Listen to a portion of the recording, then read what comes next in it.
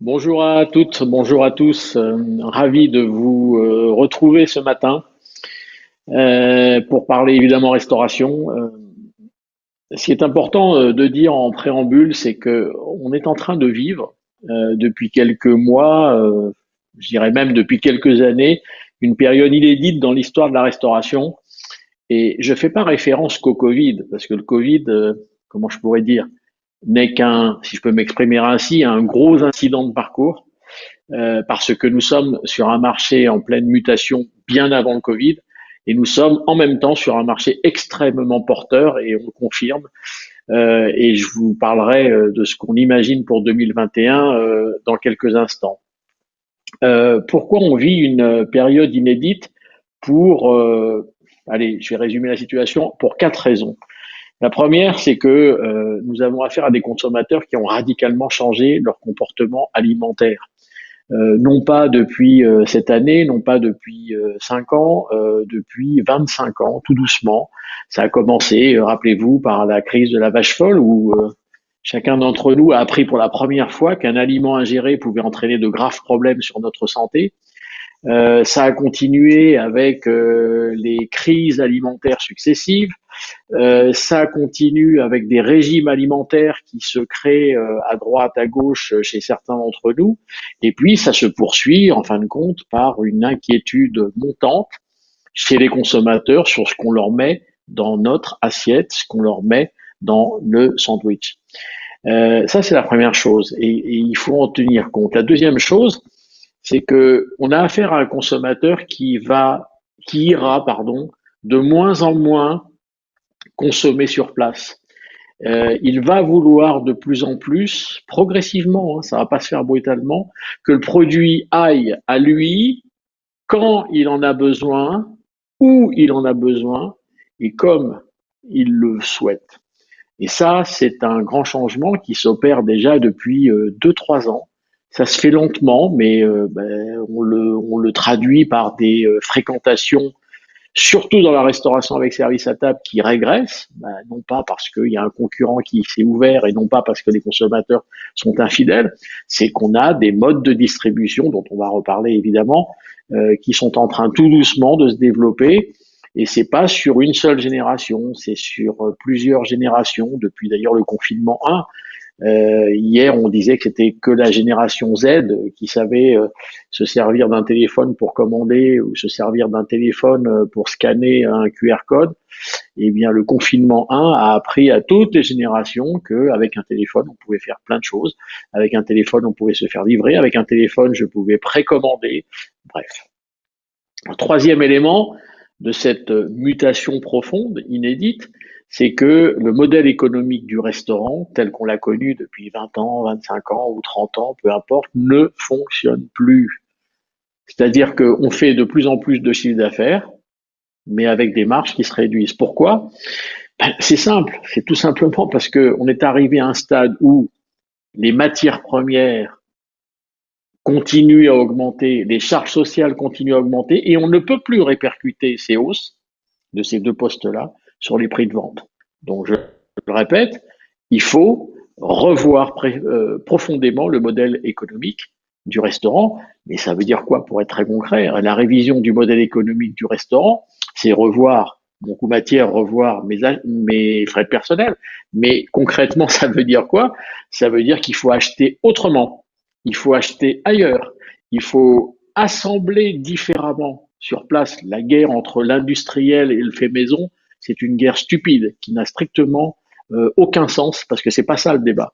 C'est il faut construire des cartes intelligentes en achetant autrement. Les frais de personnel, mais alors là, il faut y aller bien en tête là-dessus. Il faut recruter de nouveaux profils, les rémunérer autrement, les fidéliser autrement, les faire bosser autrement, les remercier autrement. Il faut tout remettre à plat aujourd'hui. Et il y a d'ailleurs des groupes de restauration, des mini-chaînes de restauration, des indépendants très puissants en France qui font ça depuis 6-7 ans. Je fais référence à cette génération, comment je pourrais dire, d'une part, de grandes écoles qui se sont lancées dans la restauration depuis 7-8 ans, mais aussi des jeunes chefs, ex-chefs de parti ou seconde, 2 ou 3 étoiles au guide Michelin. Donc vous imaginez les pointures gastronomiques des gens dont je parle. Et ces deux populations, les grandes écoles et les jeunes chefs, vous allez me dire, mais quel est le point commun entre les deux? C'est que le point commun entre les deux depuis 7, 8 ans, c'est que eux font bien en tête, direct, de la restauration autrement, en changeant tous les paramètres, en changeant le modèle économique, bref, en faisant de la restauration autrement. Et puis le quatrième paramètre de cette mutation dont je parle depuis tout à l'heure, c'est que cette crise sanitaire qu'on est en train de vivre, elle a provoqué quoi? C'est un coup on ouvre, un coup on ferme, un coup on réouvre, un coup on referme, mais ça ne change strictement rien à ce que je viens de vous dire précédemment. Ça a juste un impact chez le consommateur d'accélérer certaines tendances qui existaient hier et de décélérer d'autres qui vont peut-être passer aux oubliettes ou on verra plus tard, je pense, à tout ce qui est développement durable et écologie, malheureusement. Et c'est comme ça, je fais référence au packaging. Bref, aujourd'hui, le seul moyen de survivre, parce que j'appelle ça de la survie, c'est d'entrer en résistance, se battre, en se réinventant. Alors, je sais qu'il y a des gens qui n'aiment pas ce verbe, se réinventer, mais je suis désolé, nous sommes sur une période de réinvention, sur une période de remise en cause profonde, sur une période d'innovation, sur une période d'adaptation. Vous voyez, je cite tous les mots parce que c'est exactement ça. Et tout ça m'amène à dire que l'année 2020 qui se termine, j'ai constaté une chose, nous avons constaté quelque chose chez Gira, c'est que on a vérifié une agilité de la part du monde de la restauration qu'on critiquait depuis des années d'ailleurs, qui est en disant il est statique, il se passe plus rien, etc. Bah là, on a vu une agilité, une adaptation à une vitesse, mais incroyable. Et là, je parle du confinement 1. Et ça se poursuit d'ailleurs en confinement 2, hein, d'ailleurs. Mais c'est incroyable cette agilité. Alors concrètement, parce que je pense qu'il faut être concret, les théories c'est bien, mais à un moment il faut revenir sur le terrain. Comment je fais pour m'adapter?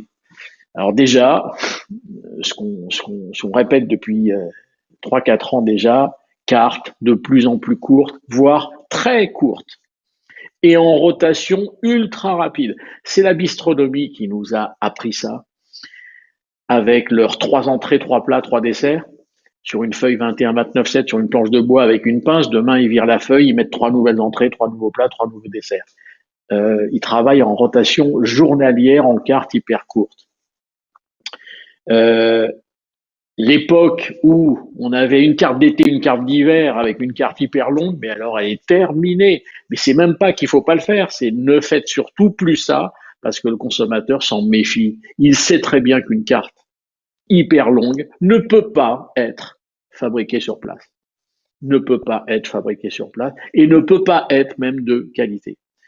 Et la deuxième chose, qui est un peu le pendant de ce que je viens de dire là, c'est OK, cartes plus courtes en rotation rapide, mais il faut qu'on les resaisonnalise. Je parle des cartes. Pourquoi il faut qu'on les resaisonnalise? Parce que nous vivons un grand retour du goût dans l'assiette. Les consommateurs en ont marre d'avoir des goûts standardisés, des goûts, enfin, des produits qui n'ont plus de goût, des produits qui ont le même goût partout en France, et une tomate qu'on mange toute l'année et des fraises qu'on mange au mois de décembre. Ils n'en veulent plus. En tout cas, ils s'en méfient, ils n'en veulent plus. Et c'est pas du tout une question du prix des fraises au mois de décembre, c'est une question qu'ils ont compris que la saisonnalisation des produits réintroduisait le goût et le vrai goût des produits. Et idem pour les poissons. Le fait de ne pas servir certains poissons qui sont en période de reproduction, le consommateur y est, attention, de plus en plus sensible, de plus en plus sensible. Alors, qu'est-ce qu'on peut faire étant fermé? Bah oui, évidemment, on rabâche depuis des mois, faites de la livraison, faites de la VAE ou faites du click and collect. Alors, ce que j'appelle moi la VAE, c'est le click and collect à l'ancienne, parce que elle existe toujours cette vente à emporter où je rentre quelque part, enfin je peux pas rentrer en ce moment, mais où on rentre quelque part et on dit je voudrais ça, je paye et je m'en vais avec mon petit sac. Ben ouais, ça existe encore. Hein. Tout ne se passe pas en click and collect parce que le consommateur il aime bien aussi décider au dernier moment ce qu'il veut acheter. Alors je reviens sur la livraison, parce que la livraison c'est l'euphorie, et particulièrement d'ailleurs hier, s'il y a certains restaurateurs qui écoutent, ils comprendront ce que je veux dire. Euh, la journée d'hier a été une euphorie en livraison. On a eu des remontées de beaucoup de restaurateurs hier soir qui nous ont dit qu'est-ce qui s'est passé hier pour qu'on s'envole comme ça. Les plateformes de livraison étaient saturées, les restaurateurs étaient en rupture de stock. Ben, il s'est passé tout simplement que hier nous étions en jour 1 du déconfinement. Ben oui, il y avait une circulation pas possible dans les villes et les métros. Alors c'est pas qu'ils étaient pleins, c'est qu'ils étaient archibondés. Enfin bref, il y avait du monde partout. Bref, on avait l'impression que bah, c'était la vie normale qui reprenait. La seule chose qu'elle avait d'anormal, c'est que tous ces gens-là qui bossaient hier, qui se sont mis à rebosser, non plus en télétravail, mais aller au boulot, et ben il fallait bien qu'ils mangent à midi. Ben voilà, la livraison a explosé hier, le click and collect a explosé hier, et ça va continuer. Maintenant, la grande question qui va se poser, c'est le jour où les restaurants vont ouvrir, est-ce qu'on aura toujours les mêmes niveaux de livraison et de click and collect? Je pense que non, mais on pourra en reparler. Je reviens sur la livraison. La livraison, c'est bien, mais il faut faire. Il y a 4 warnings. Attention sur la livraison. C'est attention avec quelle plateforme on travaille sur la livraison. Il y a des plateformes qui ne sont pas, comment je pourrais dire, cohérentes en termes de service avec le niveau et la prestation de certains restaurateurs. Et si vous voulez que je sois encore plus précis, un triple étoilé Michelin en confinement 1, je dis bien un triple étoilé Michelin en confinement 1, qui se faisait livrer avec un packaging catastrophique par une plateforme célèbre que vous connaissez. Alors vous imaginez le truc, les mecs ils montent sur les trottoirs avec les vélos, le plat il bouge, enfin, etc. Il faut faire gaffe à qui on confie la livraison de nos plats par rapport au standing de des produits et de votre restaurant. Deux, attention au packaging. Attention au packaging, c'est ce que je disais précédemment. Le packaging doit être cohérent, encore une fois, avec la qualité de votre produit. Ça ne doit pas être fait à l'arrache et à l'improvisation.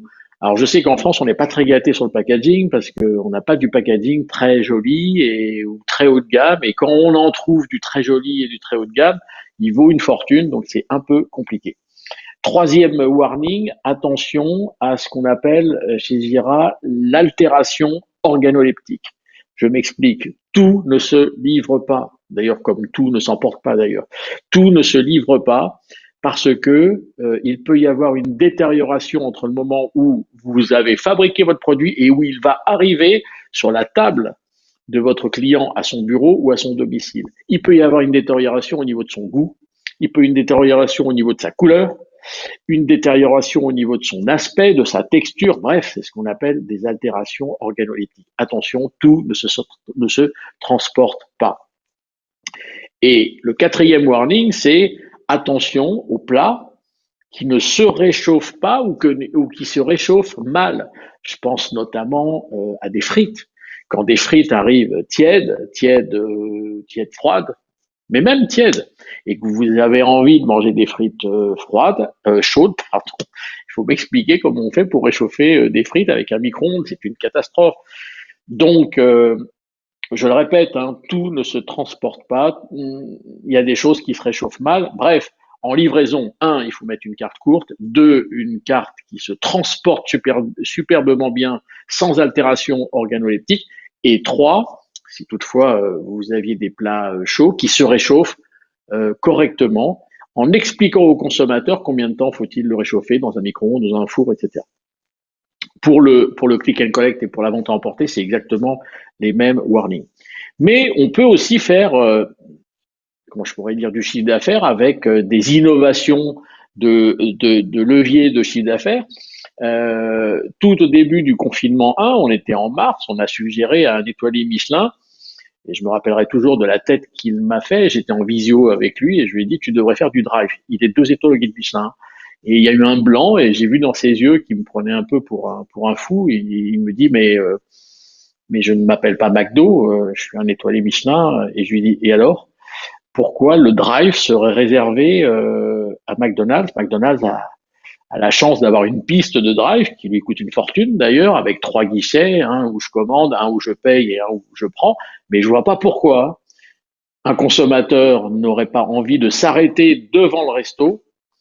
Je dis bien devant le resto, c'est quelques minutes, hein, c'est pas 3 heures. On lui charge son coffre avec un super beau packaging, dans un super beau sac, avec un petit livret qui explique comment je réchauffe mes légumes, à quel moment je mets la sauce sur ma viande ou sur mon poisson, voire même des conseils et des recommandations sur les arts de la table, parce que quand on se fait un étoilé Michelin en livraison ou en vente à emporter, la moindre des choses, c'est que les arts de la table aillent avec. Donc, c'est ce qu'on appelle, c'est Gira, le drive sans drive. Et cet étoilé Michelin dont je vous parle, qui est 2 étoiles au guide Michelin, au mois de avril ou début mai, je sais plus, il m'appelle, il me dit, tu sais, je fais plus de chiffre d'affaires en drive que je faisais avec mon restaurant. C'est complètement dingue. Mais oui, vous donnez la possibilité à vos clients qui adorent votre produit, et c'est pas valable que pour les étoiles Michelin, puisqu'on l'a reproduit dans la bistronomie, on a même reproduit dans des restaurants traditionnels, voire dans des grilles. À partir du moment où des clients aiment votre restaurant et vos produits, ils ont envie que ces produits aillent chez eux. Alors après, il faut trouver le circuit de distribution. Eh bien, le drive en est un. Et quand je vois aujourd'hui que le drive, comment fonctionne le drive chez McDonald's, je me dis, mais les gens sont prêts à prendre leur bagnole et qu'on leur charge leur coffre, voire qu'on leur donne un sac, qu'ils le mettent à côté. Enfin bref, ne pas sortir de leur bagnole et qu'on charge ça dans leur voiture. C'est ce que font les drives de GMS. Quand vous regardez des Chrono Drive, des Carrefour Drive et autres, ça marche de manière énorme, tout simplement parce que on limite, on réduit les manipulations produits. Autre innovation où on peut faire du chiffre d'affaires, mais je dirais même plus de la rentabilité, c'est les dark kitchens. Alors pas les dark kitchens dont on parle beaucoup, qui se développent partout. D'ailleurs, soyez prudents parce que ça se développe pas tant que ça, et celles qui se développent sont pas toujours très rentables. Mais bon, je referme la parenthèse. Je parle plutôt de dark kitchen interne. Qu'est-ce qu'une dark kitchen interne? C'est un acteur que vous connaissez bien qui a eu cette idée géniale il y a, à mon avis, pas loin un an et demi, donc avant le Covid. C'est Sushi Shop qui a créé une marque virtuelle qui s'appelle Pokai, P-O-K-A-I tréma. Bref, Pokai, c'est quoi? C'est évidemment des Pokéballs. Pourquoi Sushi Shop fabrique des Pokéballs? Parce que les Sushi Shop et les Pokéballs, ça a une même base, le riz. Bon, ça me paraît cohérent. Pourquoi une marque virtuelle?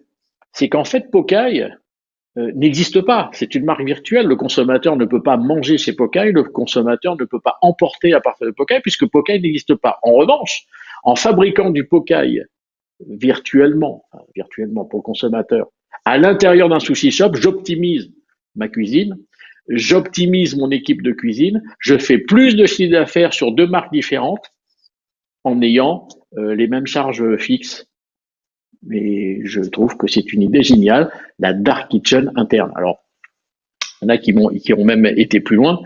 Il y a un groupe célèbre de restauration emmené par 2 gars de grandes écoles qui a eu cette idée d'aller chercher des restaurants relais où ils se sont dit, bah écoute, je vais te mettre un mec dans ta cuisine qui va fabriquer pour nous, mais puisqu'il fabrique pour nous, il peut aussi fabriquer pour toi. Je trouve ça génial.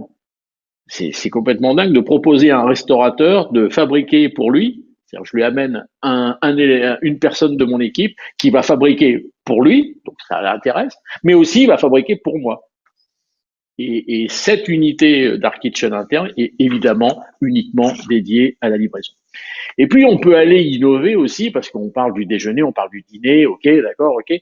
Mais aujourd'hui, il y a des moments de consommation alimentaire qui se développent de plus en plus en France. Et je pense notamment à 2 moments alimentaires qui font de plus en plus en carton. Le premier, c'est ce que j'appellerais l'after work. C'est l'ex-apéro dînatoire. Okay, ça s'appelle maintenant un after work.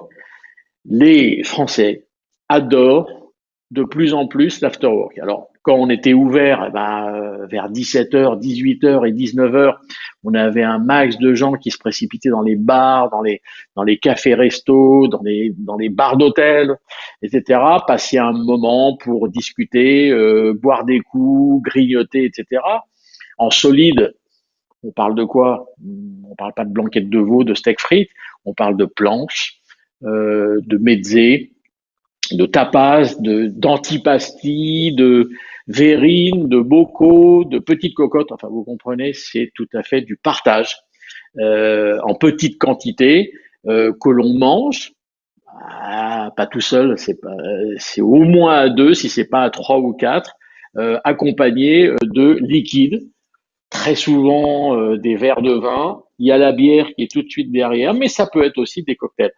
Et cet afterwork qui est très montant, eh bien, on l'a tenté non pas en livraison parce que c'est compliqué, mais on a tenté en vente à emporter. Et ça cartonne. Les gens aujourd'hui, étant confinés, enfin, plus depuis hier, et même d'ailleurs déconfinés, ont envie de se faire ces after-work à la maison, ces apéros dînatoires à la maison. Mais ils n'ont pas le temps d'aller faire des courses, ils sont pas très créatifs, ils savent pas faire automatiquement des tapas. Bref, c'est au restaurateur de leur proposer ce moment alimentaire. Et le deuxième moment alimentaire qui fait un carton pas possible, c'est ce qu'on appelle, je dirais, le frigo vide. Vers 16h, 16h30, les Français se posent une question fondamentale de leur existence, c'est qu'est-ce que je mange ce soir? Ils ont rien dans leur frigo. Ils vont rentrer de plus en plus tard. Ils savent plus cuisiner ou ils ont plus envie le temps de prendre le temps de prendre à cuisiner. Il faut aller faire des courses, ils en ont pas envie. Bref, ils vont passer quelque part de plus en plus, mais ils le font déjà pour aller chercher de quoi manger ce soir à la maison. Qui aujourd'hui fait un carton? C'est des commerces de proxy, les Dailymonop, les Franprix Express. Regardez le chiffre d'affaires qu'ils font entre 17h et 20h. C'est un gros carton, non pas avec des gens qui font des courses, mais avec des gens qui vont chercher de quoi manger ce soir. Mais qui fait le plus gros carton en frigo vide? C'est Picard. Picard fait 65% de son chiffre d'affaires entre 17h et 20h. Je dis bien 65%. Encore une fois, non pas avec des gens qui font des courses, mais avec des gens qui viennent chercher de quoi manger ce soir. Mais qui doit faire le job? C'est pas la GMS. Et ne laissez pas la GMS faire ce job, c'est au restaurateur de faire ce job. C'est au restaurateur de proposer, encore une fois, ses entrées, ses plats ou ses desserts et, je sais pas, une bouteille de vin, si vous voulez, pour manger ce soir à la maison. Les boulangers, regardez ce qu'ils sont en train de faire, les boulangers, depuis 5-6 ans. Ils sont en train de mettre en fin d'après-midi des quiches à haut bord, des salades composées, des pizzas.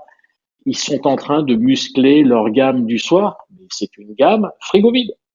Et il faut que le restaurateur aille directement sur ce marché-là, qui est un marché colossal. Autre innovation, nous avons chez Gira beaucoup de clients hôteliers qui, mais ça on le sait depuis de nombreuses années, la restauration c'est pas leur truc. Et je pense que là on est rentré dans une période 2020 qui est une période qui démoralise encore plus les hôteliers parce que déjà que c'était pas ils n'étaient pas fans de la restauration, mais là, ils ont plus envie. Franchement, ils ont plus envie. C'est galère.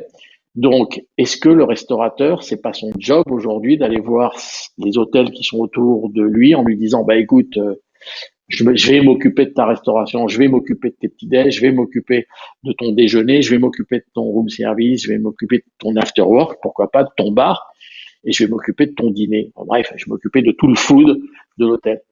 Et on l'a fait avec certains de nos clients, on a frappé à la porte d'hôtel, on a dit ça vous intéresserait qu'on prenne le relais, mais ils nous accueillent bras ouverts. Évidemment, ça s'appelle sous-traiter leur restauration. Euh, et puis il y a des innovations en hôtel. Il y a une chaîne d'hôtels célèbre qui a ouvert le feu. Bon, ils ont fait ça en septembre ou octobre, ils ont lancé ça, je trouve ça génial. Au moment où on était reconfiné, donc c'est plutôt du novembre, pardon. Ils se sont dit, eh ben, on va louer notre chambre pour une soirée.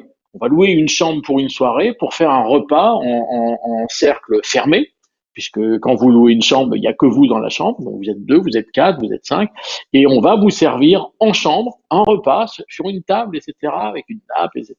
Bref, on est dans un lieu privé, donc il y a pas, de, ce n'est pas un lieu public, donc ça marche. Et Et ce n'est pas du room service, hein, je dis bien, c'est du service en chambre, tel qu'on pourrait le faire en bas dans la, dans la salle de restaurant. Et on s'est aperçu que les hôtels qui ont fait ça, parce que j'en connais au moins 4 qui ont fait ça, nous disent ils tournent à 75-80% de taux d'occupation uniquement avec des gens qui viennent dîner là dans la chambre, à 2, à 4, à 5, peu importe.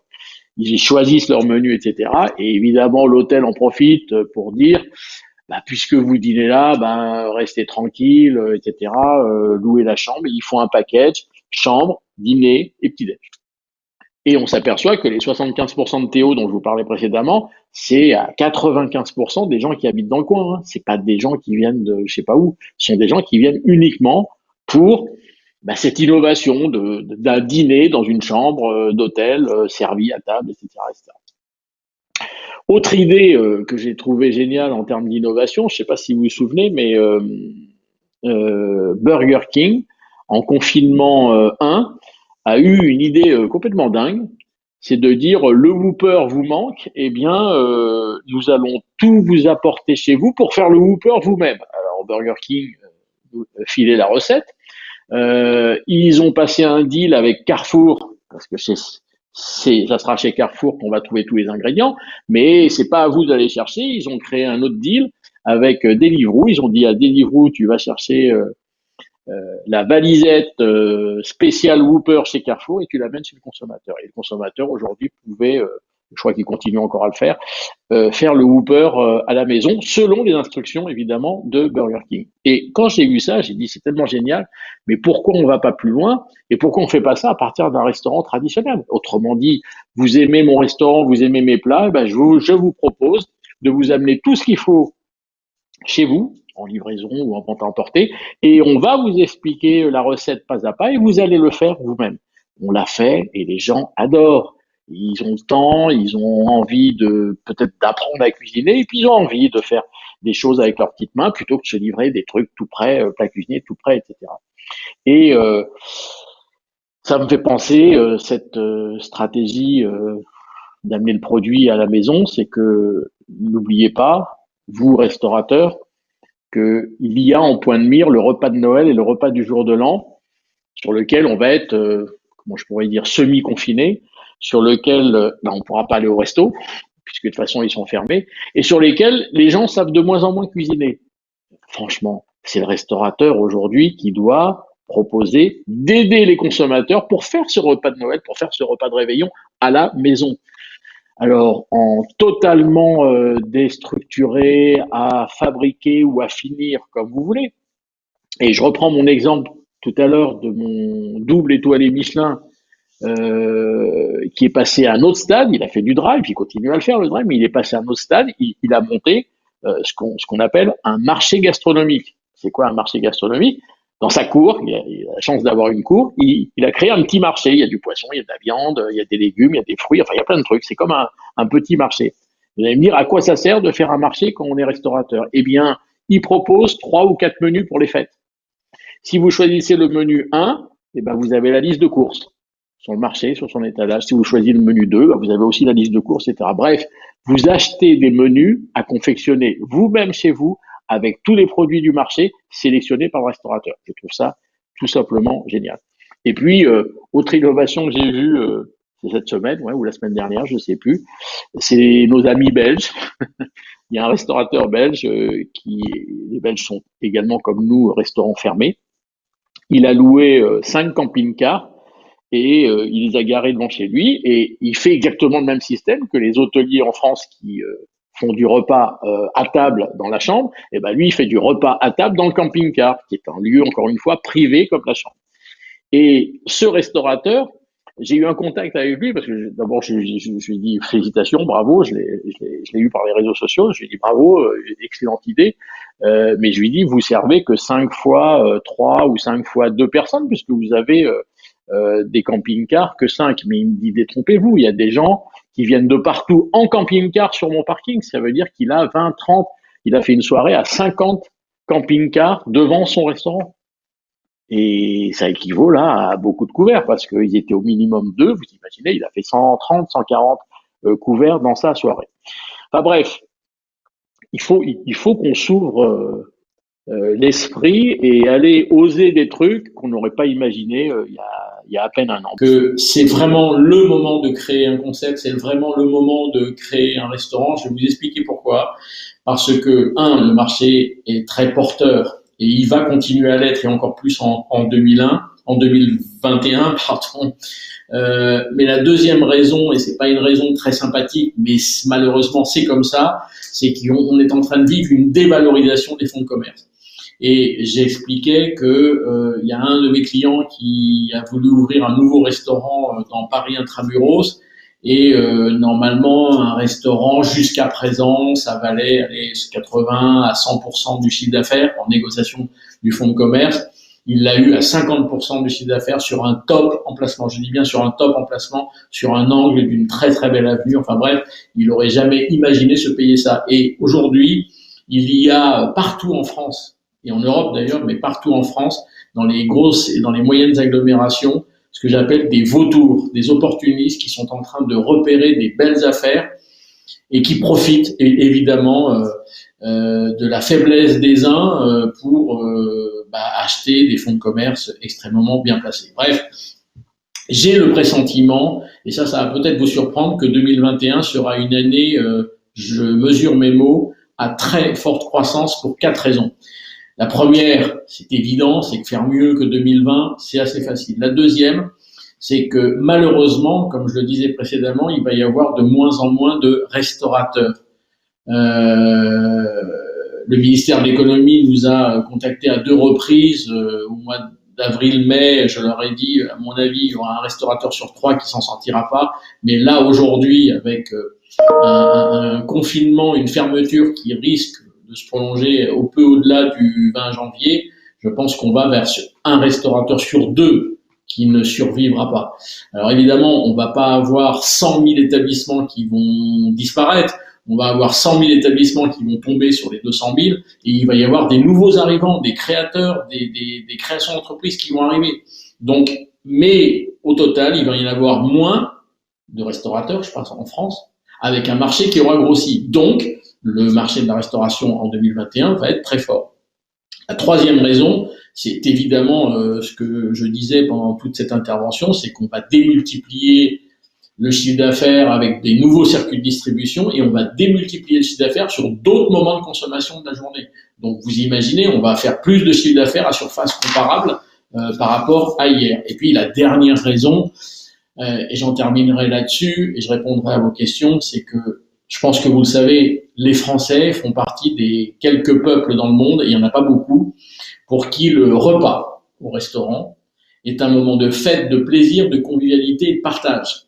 Vraiment, c'est très important pour eux. D'ailleurs, la sortie au restaurant n'a jamais été, dans l'histoire des dépenses du ménage, une dépense d'arbitrage.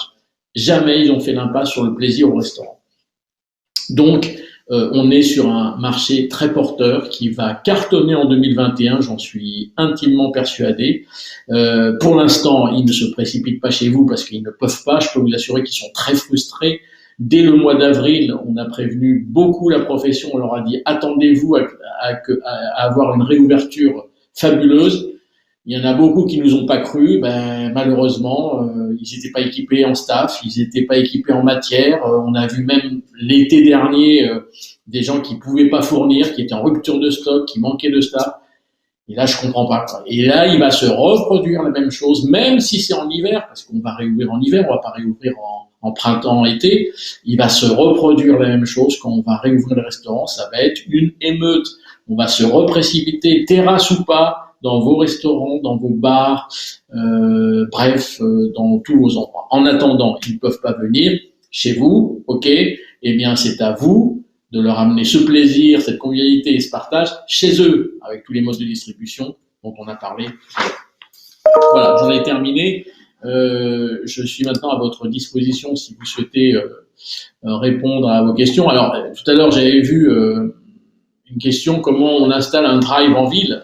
C'est ce que je disais tout au début, il n'y a pas de drive à installer dans une ville. C'est je me gare juste devant le resto, voire même en double fil, puisque de toute façon, c'est commandé, c'est payé, il reste plus qu'à charger le coffre. C'est exactement le même système que les drives de la grande distribution. Il n'y a aucune manipulation, aucune transaction, aucune commande. C'est prêt, on me charge mon coffre et je m'en vais. Et des restaurateurs avec qui on a fait ça, le consommateur se gare souvent en double fil, mais il se gare 1 minute et demie en double fil. Il se met en warning, on lui charge son coffre et il s'en va, puisque de toute façon, via SMS avec nos smartphones, il y a une alerte comme quoi on arrive, je suis en approche, la personne est prête avec les sacs, avec les cartons, etc. à charger le coffre. Donc ça va très très vite.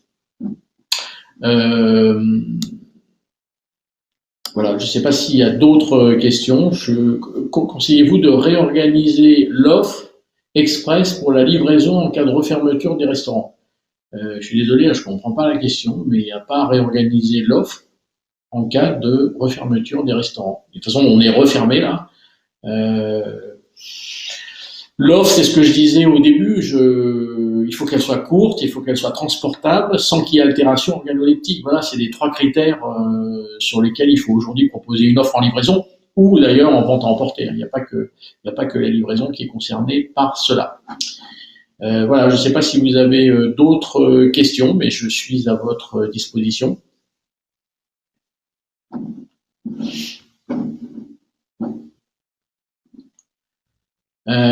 Pourrait-on proposer d'aller chez les gens pour cuisiner chez eux? Bah oui, c'est chef à domicile depuis très très longtemps. Alors ça, je vous conseille de le proposer parce que ça, les gens ils adorent. Mais attention, chef à domicile, ça se fait pas avec des soirées à 50 € par personne. Là, effectivement, c'est un peu élitiste, c'est un peu trop cher. En revanche, on a un de nos clients à qui on lui a fait faire une proposition de repas à 20 €, je crois, et là, il a de très très fortes demandes à 20 € parce que 20 €, ça commence à être beaucoup plus abordable. 50 €, et puis il faut pas faire que du gastro, on peut faire des choses très très simples, entrée plat ou plat dessert, évidemment, voilà, et ça les gens adorent. Pour votre exemple de Burger King en association avec Carrefour et Deliveroo, comment Burger King gagne de l'argent en donnant sa recette? Bah, en fait, c'est Burger King qui prend la plus grosse com de chiffre d'affaires. C'est lui, évidemment, qui est initiateur, il est chef de projet et c'est lui qui prend la plus grosse com sur le chiffre d'affaires emmené chez les clients. Parce que quand on se prend un Whopper à fabriquer, on se le prend pas pour une personne. La plupart des commandes, on se fait une soirée burger, on est 7, on est 8 potes et on se fait une soirée burger. Alors, vous imaginez 7 ou 8 fois le prix du Whopper, et d'ailleurs c'était plus cher que le prix du Whopper d'ailleurs, parce que voilà, c'est Burger King qui se rémunère le plus grassement, si je pourrais m'exprimer ainsi. Est-ce que vous pensez que les clients vont s'habituer à commander en ligne et délaisser les restaurants post-Covid? Sûrement pas, sûrement pas. Vous allez voir que dès qu'on va réouvrir, tout va redevenir comme avant, sauf qu'il y aura un tout petit peu plus de livraison et un tout petit peu plus de click and collect. Mais ne pensez pas que demain, tout le monde va se faire livrer et tout le monde va être en click and collect. C'est faux, archi faux. Parce que quand les restaurants vont réouvrir, tout se passera comme avant. Il n'y aura rien de changé. Tout se passera comme avant et on peut être en pire chez certains. Voilà. Pensez-vous que les plateformes d'agrégation ne vont pas s'approprier le marché du drive? Bonne question. Il faut faire attention que ce soit pas eux qui se le prennent. Déjà qu'ils ont monté des dark kitchens intégrés, enfin bref, attention. Sachant qu'ils ont les moyens technologiques de l'ajouter à leur appli, bien sûr que oui, parce que le drive, il n'est pas obligé de se faire devant un restaurant ou sur une piste McDo, le drive, il peut se faire n'importe où. Oui, c'est pour ça que je dis que c'est au restaurateur de le faire, et très vite, et très vite. Y a-t-il une période de l'année qui est pour vous davantage favorable à l'ouverture d'un restaurant? Oui, il y en a deux. C'est mars et octobre. Mars parce que c'est le printemps. Non, je plaisante, mais pas tant que ça. Mars est un moment où on ressort de plus en plus parce qu'il commence à faire beau, etc. Les terrasses se réouvrent. En vrai, c'est une très forte période de reprise de la restauration. Et puis octobre, c'est tout simplement parce que c'est la rentrée, on est en point de mire Noël, les fêtes, etc. Comme on est en ce moment, sauf que les restaurants, malheureusement, sont fermés. Donc mars et octobre pour répondre à votre question. Vous avez annoncé un grand turnover dans la restauration avec des faillites et des nouveaux entrants créateurs. Que pensez-vous de la formation business dans le secteur de la restauration? Je ne sais pas ce que c'est qu'une formation business, je suis désolé. Alexandre, si vous pouvez m'en dire un peu plus, qu'est-ce qu'une formation business? Un grand turnover de la restauration avec des faillites, oui. Il y a un restaurateur sur deux, selon nous, qui ne s'en sortira malheureusement pas. Avec des nouveaux entrants, ouais, un max. Et ils sont déjà là, hein, ne pensez pas qu'ils vont arriver. Ils sont déjà là depuis cet été. Depuis cet été, ça chasse un max, ça crée un max, ça achète des fonds de commerce un max. C'est pas le moment pour vendre, mais vous savez, il y a des gens qui sont ils ont le couteau sur la gorge, il y a des gens qui sont à l'agonie, il y a des gens qui vont vraiment pas bien en termes de trésorerie. Et contrairement à ce qu'on peut dire, les aides sont pas toujours arrivées. Donc, il y a des super affaires à faire. C'est pas gentil ce que je dis là, mais j'ai appris il y a pas longtemps que le mot crise, qui est très utilisé aujourd'hui, en phonétique chez les Chinois, ça veut dire danger, opportunité. Je trouve ça intéressant parce que c'est exactement ça qu'on vit aujourd'hui. On vit un danger, mais qui crée de très belles opportunités. Vous avez parlé de saisonnalité. Quelle est la place de la consommation de produits locaux pour les Français? Ah, intéressant.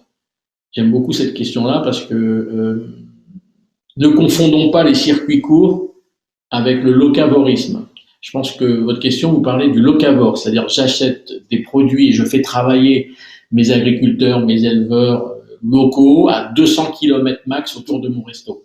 Ça, c'est ce que j'appelle le locavorisme. Les circuits courts, c'est la désintermédiation entre un fournisseur, un agriculteur, etc., et moi. Autrement dit, je peux être, je vais vous prendre un exemple extrême, en circuit court avec des ananas de la Martinique. Donc, je pense que le consommateur est nettement plus sensible, et beaucoup plus sensible, au locavorisme qu'au circuit court. C'est le locavore qui l'intéresse. Pourquoi? Parce que vous faites travailler les acteurs locaux et ça le sensibilise énormément. Qui sont ces nouveaux entrants?